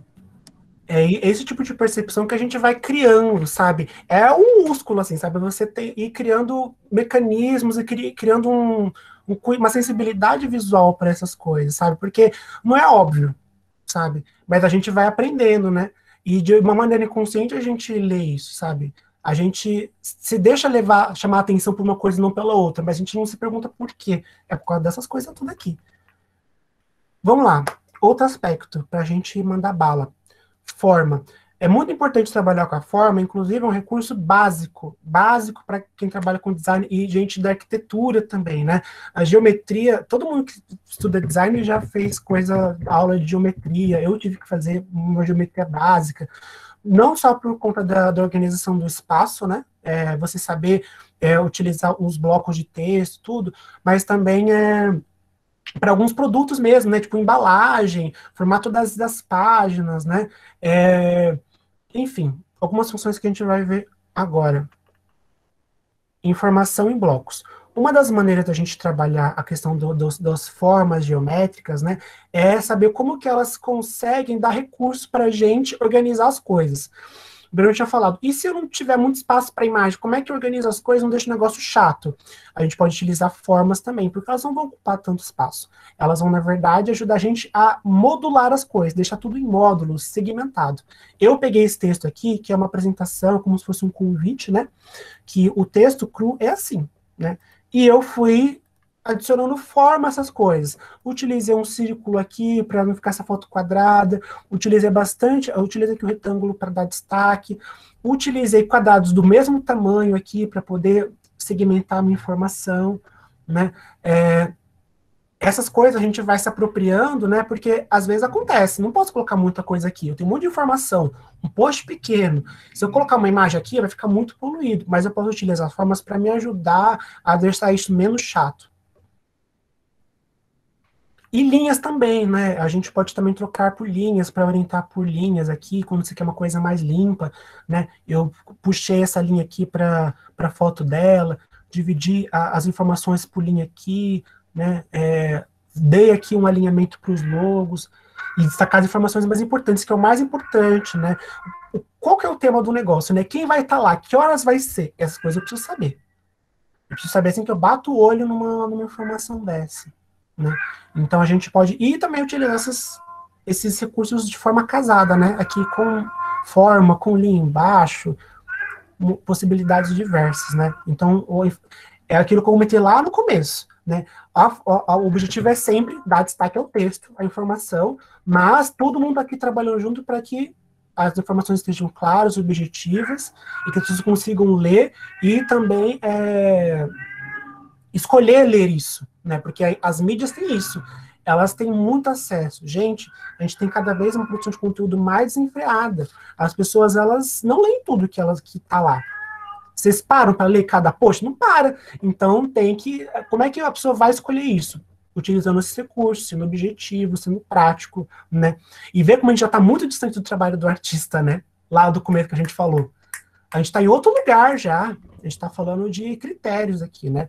Que também se apropriam da arte, muitas vezes, né? A gente trabalha junto, mas tem finalidades muito diferentes.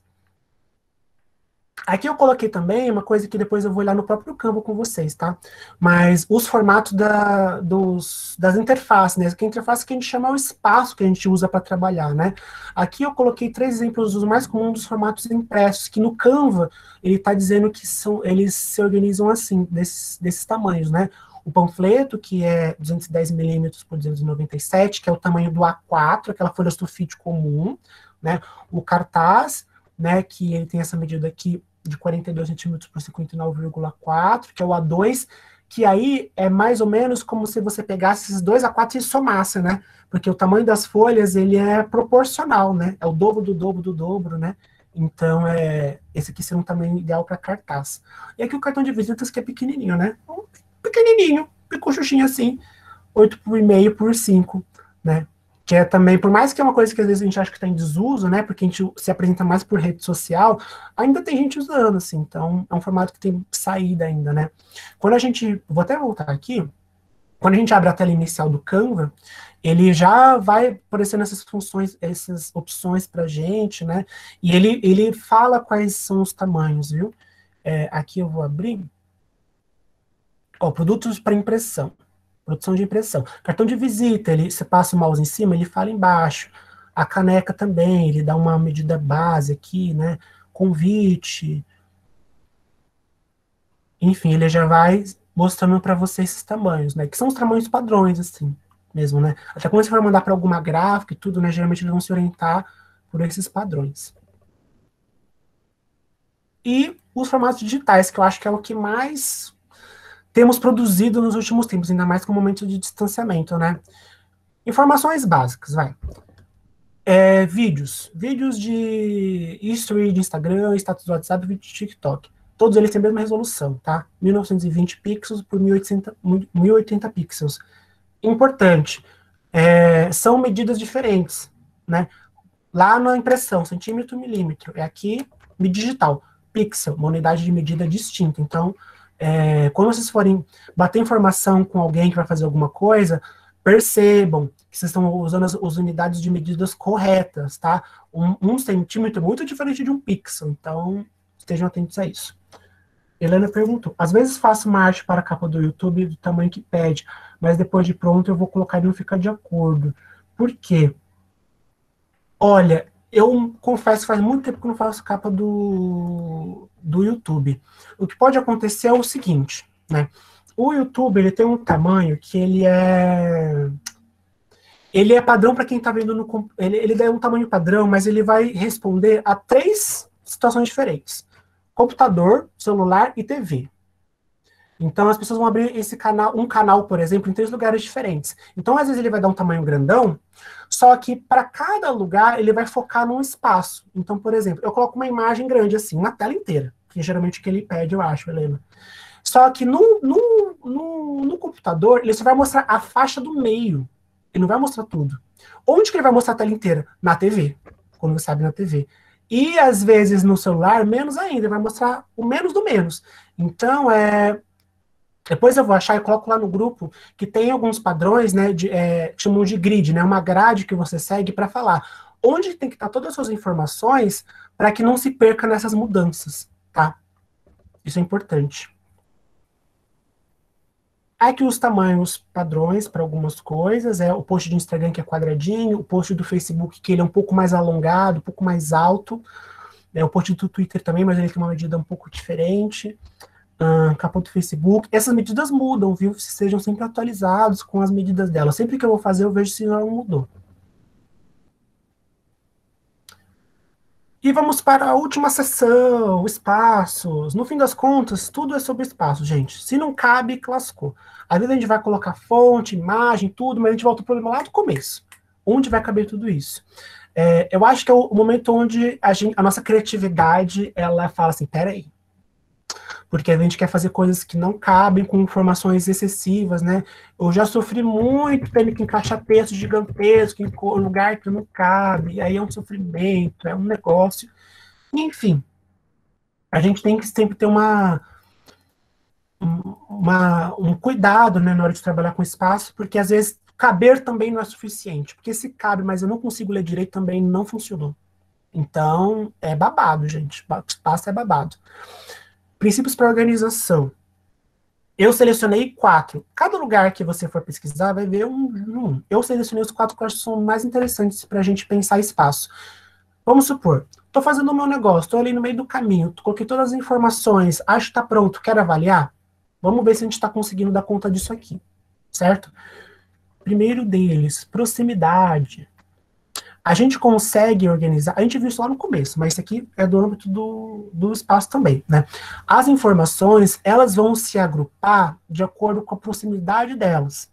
Então aqui, tudo bem, vai. Aqui na esquerda a gente sempre sabe que um título está mais alto, geralmente está mais alto, enfim, a gente consegue perceber, não é incomum para a gente. Mas aqui, eu não precisei colocar caixa, linha, nem nada para dizer que quem são os bibliotecários? A Cíntia, o Felipe e o Gerson, certo? Então, e também estabelecer esse espaço entre o outro, né? O que isso significa? Que eu mudei de sessão, estou falando de outra coisa, sabe? Porque se eu escrevesse aqui se tivesse uma palavra parecida, né? Por exemplo, bibliotecários da região, uma coisa assim, sabe? Para não confundir, né? Eu tenho que manter esse espaço. Eu vou criando sessão também por essas divisões, certo? Então, e isso tem um pouco a ver também, eu tinha falado da Gestalt, né, que era um conceito teórico para falar de uso da forma e tudo, né? Ele fala disso, né? Uma das regras da Gestalt os conteúdos, as informações, quando elas estão próximas, a gente vai ler elas como se fizessem parte do mesmo grupo, né? Elas se tratam do mesmo tema, né? Então, cuidado, né, na hora de você organizar as coisas ali, para não dar a entender que uma coisa é referente à outra. Alinhamento. Eu vou repetir todas as vezes da minha vida, enquanto eu for vivo, usem linhas guias, pelo amor de Deus. É muito bom. Linha guia é muito legal. Porque você consegue orientar as coisas que você está fazendo, né? Aqui, como é que funciona, né? Eu tinha mostrado para vocês, né, que a linha guia, você vai aqui em arquivo, pelo menos no computador, né? No celular tem que ver como é que isso funciona. Mas se for pelo computador, eu abro aqui e coloco mostrar guias. Vai ter guia, não vai ter guia. Então você coloca mostrar réguas. E aí, onde vão surgir as guias? Você puxa, né? Clica na régua e puxa. Aí você consegue ter suas linhas guias. E coloca ela onde vocês acharem necessário, gente. Coloquem ela aqui, coloquem ela nas margens, coloquem ela para poder alinhar os textos de vocês. Aqui eu utilizei, por exemplo, eu posso utilizar para saber onde está o centro do meu texto, né? Tá aqui, então tá bom. Então o título vai ficar aqui no meio. Não tem discussão. Então eu coloco uma linha guia aqui para me orientar. Eu tenho vários blocos de texto juntos. Então, tasco linha guia aqui no canto, para poder ir me organizando também, né? Quero deixar o título da mesma largura do meu bloco de texto. Já tá até errado aqui, ó. A linha guia é aqui, ó. Meu texto tinha que ser menor. Ao vivo. Pronto. Agora tá certo, viu? O olho engana. O olho engana. Então, assim, utilizem, façam uso disso, sabe? Porque quando a gente for, né, fazer essa avaliação, essa checagem, né, a gente não ser pego pela própria ilusão do olhar, né? O nosso olhar, ele ilude a gente muitas vezes, né? Então, o que para mim tá alinhado, pro outro não tá. Só que eu tô com a vista acostumada com isso que eu tô fazendo. Eu já vi várias vezes, não tô achando erro. Isso acontece até com texto, com visual, a mesma coisa. Se eu fico viciado, eu não sei de onde tá vindo o problema, sabe? Então, usem linhas guias. Espaços, ponto focal e direção. Isso aqui é bem interessante. Vamos lá, gente. Isso não é uma regra. Nada disso aqui é muito regra, tá, gente? Isso tudo são sugestões e critérios que a gente pode utilizar para poder fazer com que a nossa mensagem seja mais objetiva. Não vamos tratar os critérios do design como uma cartilha, porque isso é muito perigoso. Há situações que vale a pena você, às vezes, expandir super um texto. Há momentos que é interessante você ter uns blocos de texto desorganizados, se for pertinente para a sua intenção. Tudo é sobre intencionalidade. Então, eu vou fazer escolhas na hora de criar algo. Quais são as minhas intenções? A minha intenção é uma informação que seja bem clara, uma coisa formal e tudo, então alinhado, organizado. Agora, se for, não, eu quero fazer um projeto gráfico meio doido, para uma pessoa, para um público-alvo que eu sei que consegue acompanhar essa minha linha de raciocínio, Então, vou fazer um bloco de texto aqui, outro ali, e vou deixar com um movimento mais experimental. Faça, mas pensando quem é o seu público-alvo, né, se atende a pessoa, né, pensar nisso, porque não é para você, é para outra pessoa, né, e essa outra pessoa tem uma cara, tem um repertório, né, tem uma limitação e uma potência também, né, então considerar tudo isso, né, para quem que eu estou direcionando isso que eu estou fazendo. E aqui, sobre a questão da direção de leitura, o que acontece?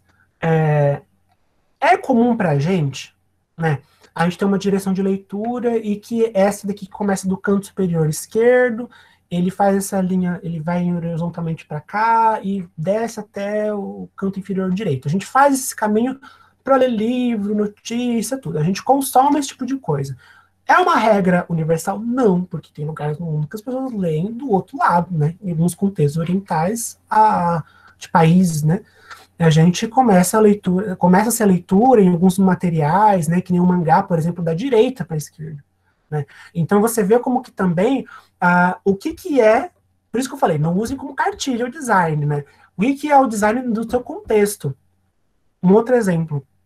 Você às vezes vai querer fazer uma peça, né? E tem muitos estudos sobre isso. Que você quer utilizar uma cor porque aqui essa cor significa isso. Luto, por exemplo. Luto é uma cor para a gente que em outro lugar do mundo é outra coisa. Luto é branco em outro lugar, pode ser amarelo. Depende da cultura, depende do contexto. Então, esteja atento a isso. Esteja atento aos contextos que são pertinentes às coisas, né?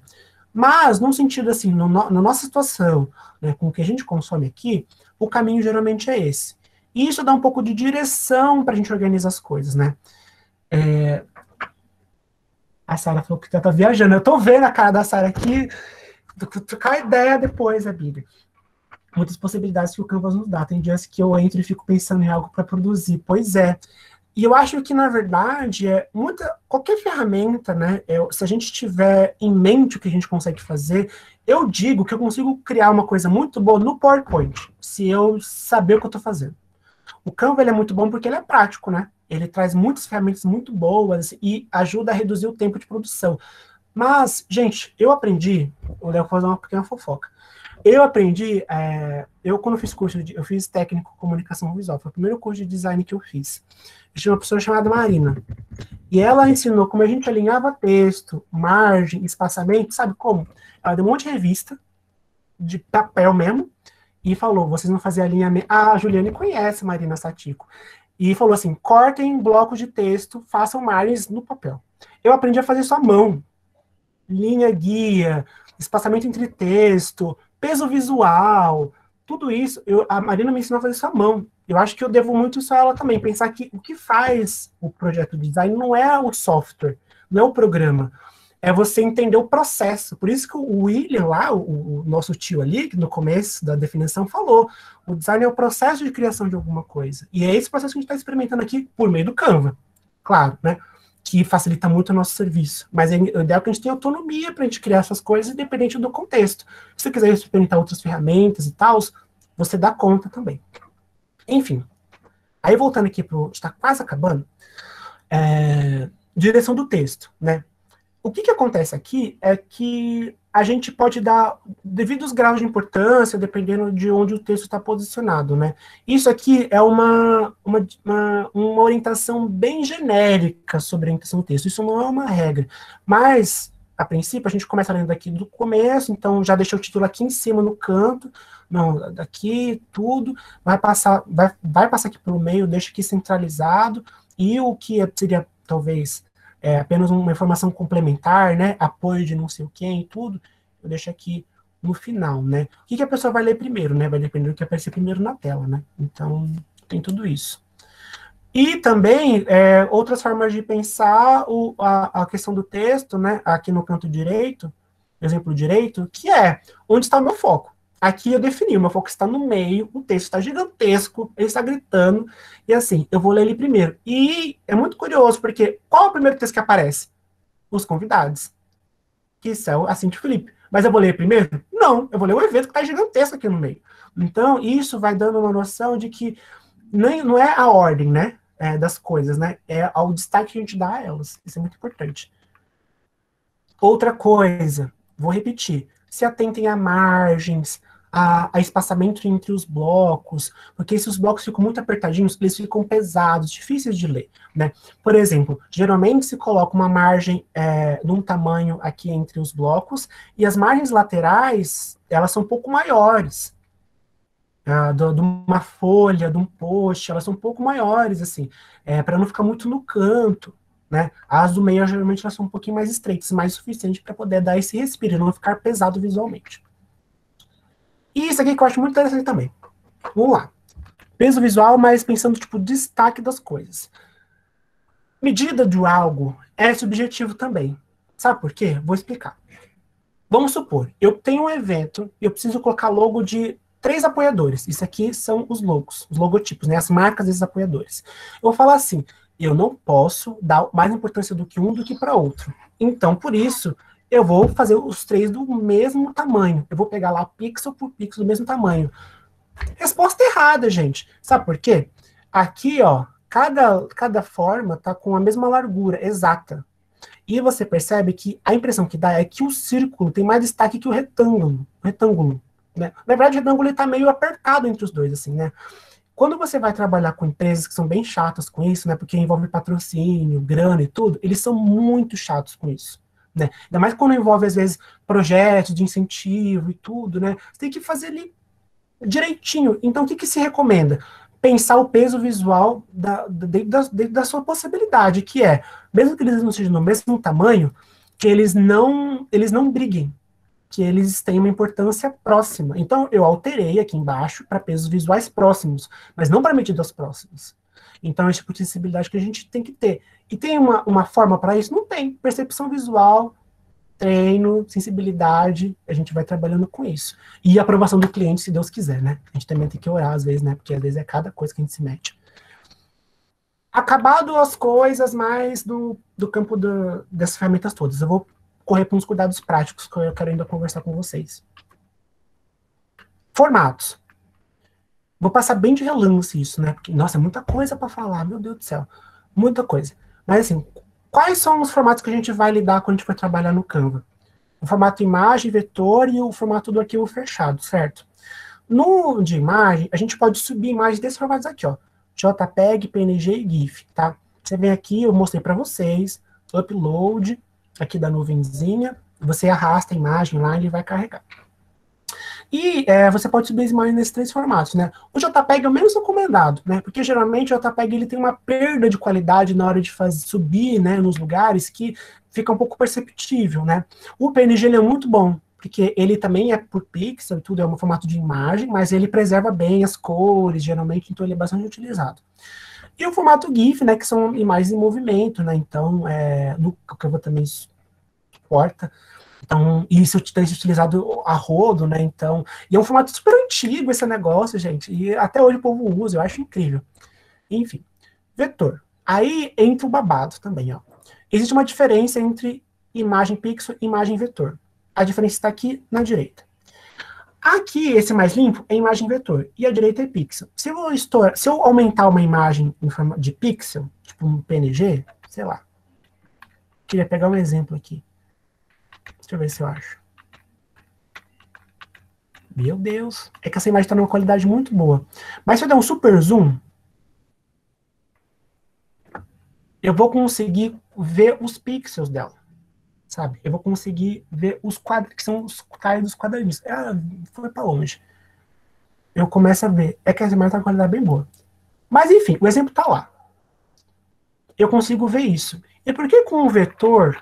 O que é o vetor? O vetor é uma unidade de medida que ele reproduz imagens que elas não perdem qualidade. E como é que ele faz isso? Cálculo matemático, sabe? Ele aqui, ele não está contando ponto por ponto. Ó, o pixel, ele conta ponto por pontinho, ó. Tá.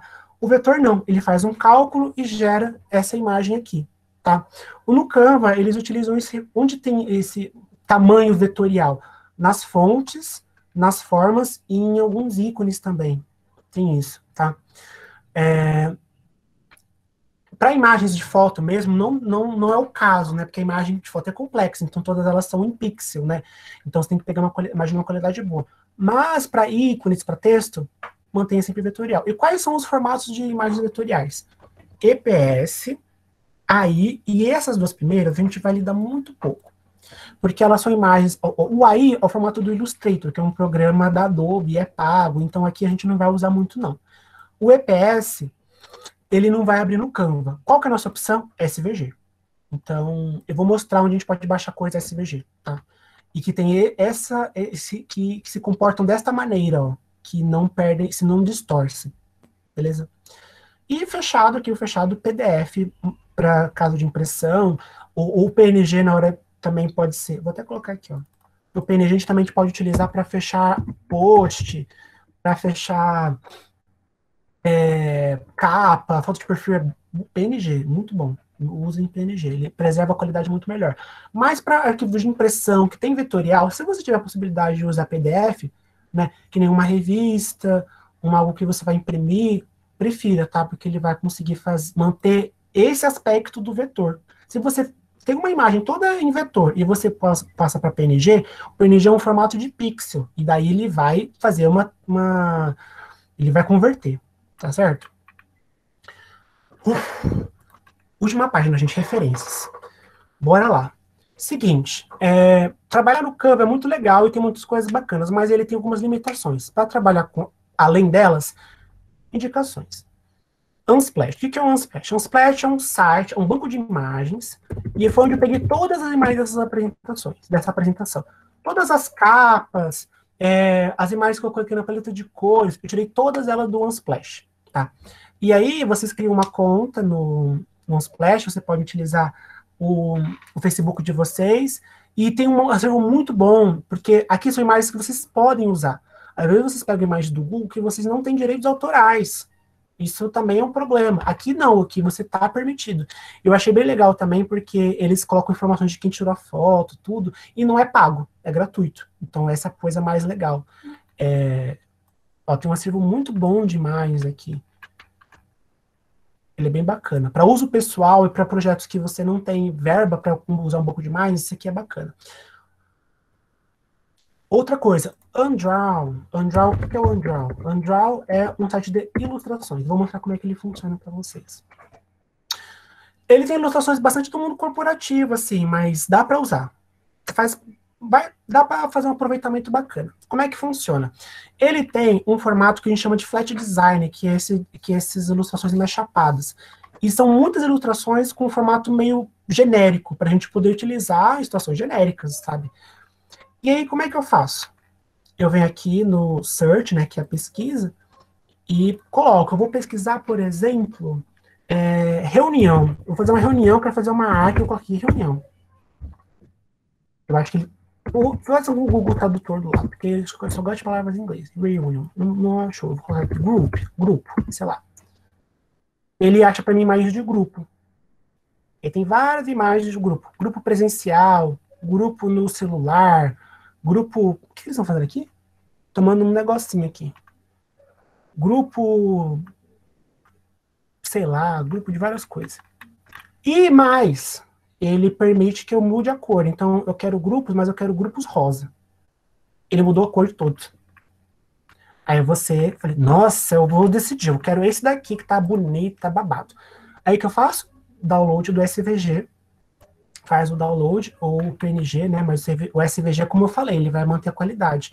E aí eu posso subir ele aqui no Canva, tá bom? Isso é bastante bacana. Outro site, Google Ícones. Os ícones que eu utilizei também, eles vieram dali. E eles também têm tanto o formato SVG quanto o PNG. O Canva tem alguns ícones, são legais, mas eu acho que o Google Fonts, que é o Google Ícones, ele dá um formato bem padrão, assim, bem que dá para utilizar em muito contexto, sabe? Eu acho muito bom. Aqui, por exemplo, tem uma infinidade de coisa, lua, raiozinho, loucura, confusão, sei lá, âncora, gente. Aqui, ó, vou baixar âncora. Aí ele vai te dar algumas opções, tá? Qual que é a densidade do meu ícone? Ele vai falar, quer saber qual que é o tamanho da grossura, sabe? Eu coloquei aqui 2 vezes, eu quero um ícone um pouquinho mais gordinho. Ele vai me perguntar o tamanho, eu vou colocar aqui os DPs.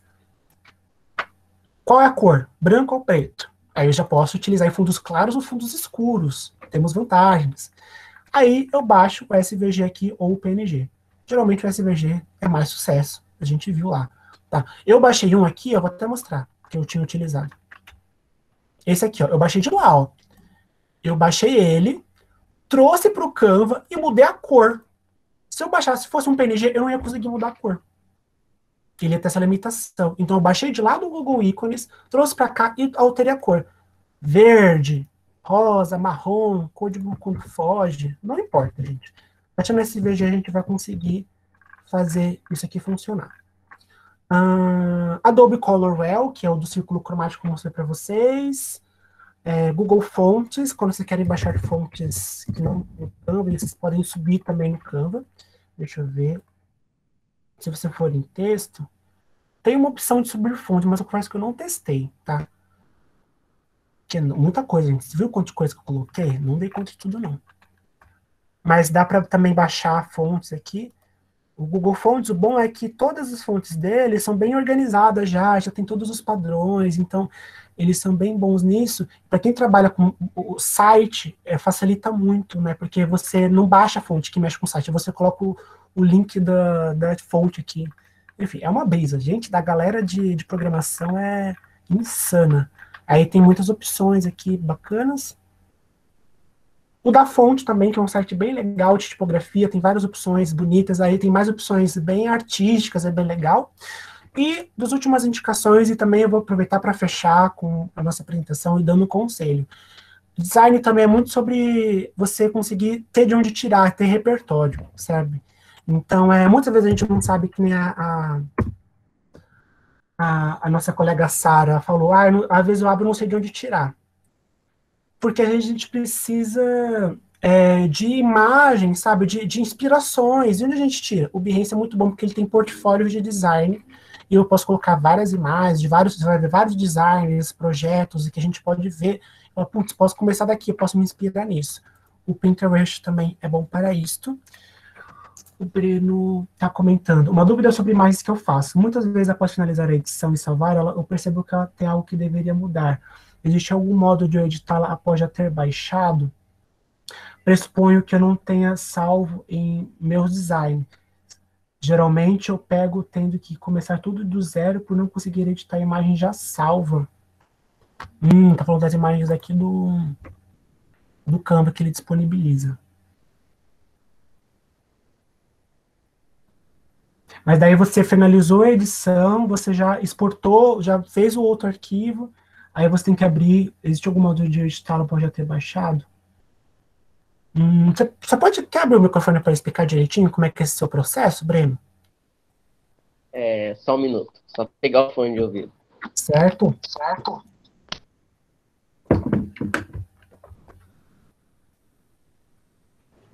Então, o que acontece? Geralmente eu faço imagens para a página da minha namorada, que também está aqui vendo essa live. E aí a gente faz a imagem, né? Eu salvo e compartilho com ela. Só que eu tô com a mania muito feia de não deixar a imagem salva em meus designs, né? Que o Canva já tem essa opção para você fazer reedição em algum momento ou reaproveitar algo dela. Então a única imagem que eu tenho naquele momento é a que eu exportei, né? Só que aí a gente acaba e descobre que existe algo que a gente deveria mudar. Às vezes uma imagem não está muito para o lado certo, às vezes tem que centralizar. E aí eu vou e subo de novo a imagem para o aplicativo. Só que eu não consigo fazer a edição dela de jeito nenhum. Eu queria saber se existe algum jeito de eu fazer a edição dela. Eu consigo acrescentar coisas, né, na imagem, mas eu não consigo, por exemplo, mover o texto ou retirar uma imagem depois que eu já subi. Entendi.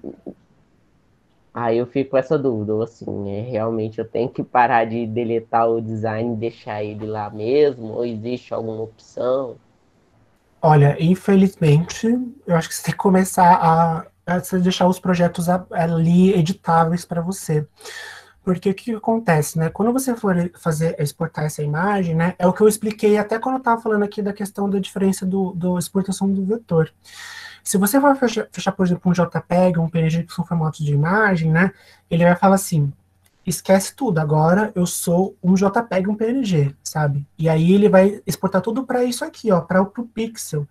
E aqui, como é que daria para editar? Sobrepondo alguma forma, talvez, cobrindo algo, colando por cima, mas você tipo, ter essa liberdade de edição só tendo o design salvo mesmo, né? Tem alguns formatos, como por exemplo o PDF, que você até consegue editar, mas você teria que usar outros programas. No PDF, por exemplo, se eu baixar um PDF, dependendo de como é que ele foi salvo, eu conseguiria abrir ele, por exemplo, num programa como o Adobe Illustrator e editar. Mas o Adobe Illustrator ele é pago, restrito, tudo, né? Tem alguns formatos, por exemplo, eu sei que SVG, ele abre um outro programa chamado... Meu Deus do céu, é o Inkscape? Isso. É o Inkscape, né? Isso. Então lá eu conseguiria abrir, por exemplo, um SVG, uma imagem salva no formato SVG, eu conseguiria abrir, talvez, e mexer algo, sabe? Mas, assim, restrito. Se eu só ver PNG e JPEG, aí você vai ter que fazer de novo. Aí não tem muito jeito. Deixa os designs salvos. Né? Tá certo, então, obrigado. Imagina, que eu agradeço. Gente, tendo em vista isso, eu agradeço a presença de vocês, a atenção e a paciência pelo meu pipipopopó. Vou deixar aqui o meu e-mail, o meu Instagram, caso tenham dúvidas, queiram tirar lá, é o apenas focar. Eu espero que vocês tenham gostado. Já trouxe tudo aqui, a assessoria, eu amei, no chat aqui. E é isso, gente. Dúvidas, estaremos lá no grupo do WhatsApp, eu acho, né? A gente tem que ter uns minutinhos para considerações, quem quiser dizer que gostou, não gostou. E é nóis, estamos juntos, qualquer coisa. Estamos aqui para isso. Henrique, eu agradeço super a sua formação. Eu fiquei aqui babando pelo Canva, porque eu já sou apaixonada. Claro, eu ainda estou na função de aprender mais sobre, mas hoje essa formação já me deu várias ideias aqui bacana. Igual eu falei, tem dias que eu entro e fico, preciso produzir algo, mas não sei o quê, né? É porque eu gosto de ficar, né, fuçando lá para ver o que sai. Mas eu super amei a sua formação, eu amei as dicas também. Tem um grupo lá também para a gente trocar dicas, informações. Então, super valeu mesmo. Ai, obrigado. Fico muito feliz que você curtiu, Sara. E é isso. Às vezes, criar algo, né? Ainda mais quando ela precisa cumprir uma função, é muito difícil, né? Eu falo, eu abro aqui. Tem dias que eu juro para vocês. Eu abro a tela e falo assim, eu só queria tascar a informação no quadrado branco e quem quiser que se vire. Mas eu tenho que lembrar, não, eu sou um profissional do design, eu vou lá fazer um negócio, vou ajudar o povo a ler esse troço, né? Então, porque é difícil, a gente tem travas, ainda mais quando a gente está trabalhando com uma coisa mais artística, a gente tem uma certa liberdade, experimenta, porque a finalidade é outra, né? Às vezes nem tem uma finalidade exatamente, né? Às vezes é a expressão, né? É uma outra parada, né? Que eu gosto muito também, né? Também gosto de ilustrar. Mas quando a gente está trabalhando com design, a gente tem que dar conta de várias demandas, sabe? Vai funcionar na rede social? Não. Como? Por quê? E aí a gente fica, putz, com esse monte de critério, como é que eu faço? Dá para fazer. É isso que a gente tem que pensar quando a gente for criar essas peças.